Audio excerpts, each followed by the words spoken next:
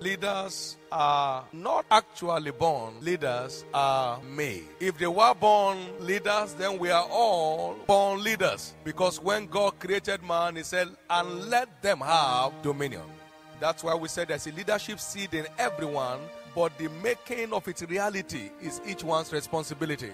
There is no making without responsibility. You can't make soup without getting the ingredients and putting them according to their respective proportions and placing it on fire and then heating it to a particular temperature to make it sweet to your taste. And so you have the facts, you now begin to process the facts to give you your end product. No matter how born a leader you are, if you are not processed, your leadership will never see the light of day. So there is a processing that guarantees the end product.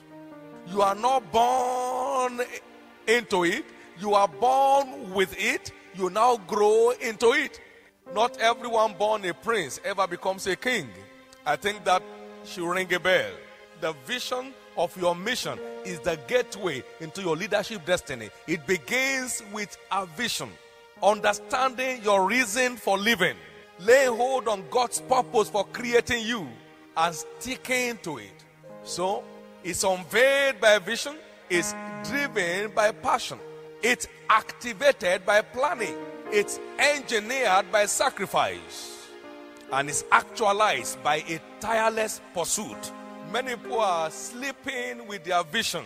That's why their vision looks like untrue. Because they won't do anything that is required of them to make it grow and blossom. So it's very important for us to please know that a vision is only the number one step. It does not bring you to the platform. Until you discover your purpose, you never become a leader. You don't change level without writing tests. There are tests you need to write before you move from primary 1 to 2, and from primary 6 to GS1, and from GS3 to SS1. You keep writing exams if you must change level. Your look doesn't matter. You have to still write the exam. Your punctuality doesn't matter. You still have to write the exam. Even though you have your hobbies, it takes your book to pass the exam. Your book is the principal requirement for passing exam. It's not your hobby. Singing may be your hobby. If you don't know the book, you will fail. That's why in this kingdom, every exam is tied to the book. So after all the dancing, after all the jumping, after all the humor, after all the drama, if you don't check the book, you fail. Now, the only guarantee to change level is to be addicted to the book. Joshua 1:8, Deuteronomy 28 and verse 1.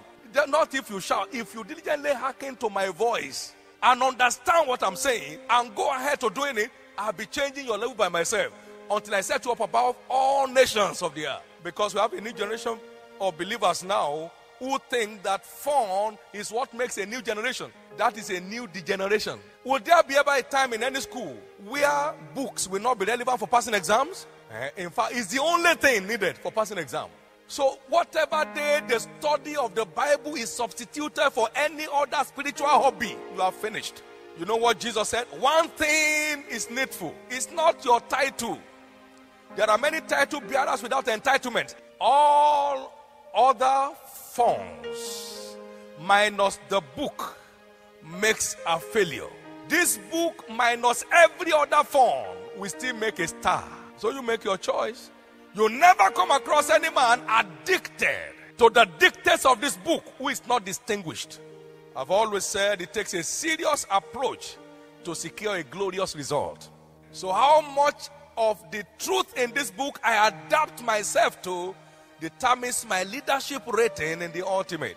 I said, you know the difference between wine and every other drink. Wine has a very strange lifespan. You have some wines today that have been 200 years old. There are 1870 something years old of wine still in the bottle and still glistering.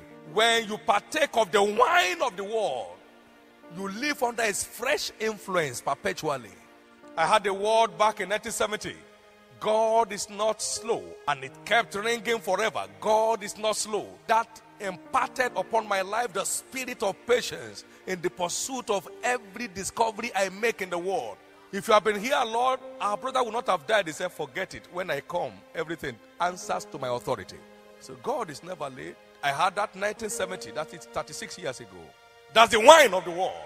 So life is reduced to a burden except you are running with a vision or burning with a passion or trading with your talent. But should you get to a point in your life where you don't seem to know which way is the right way for you to go, you get back to God. Lord God, what is your plan for me?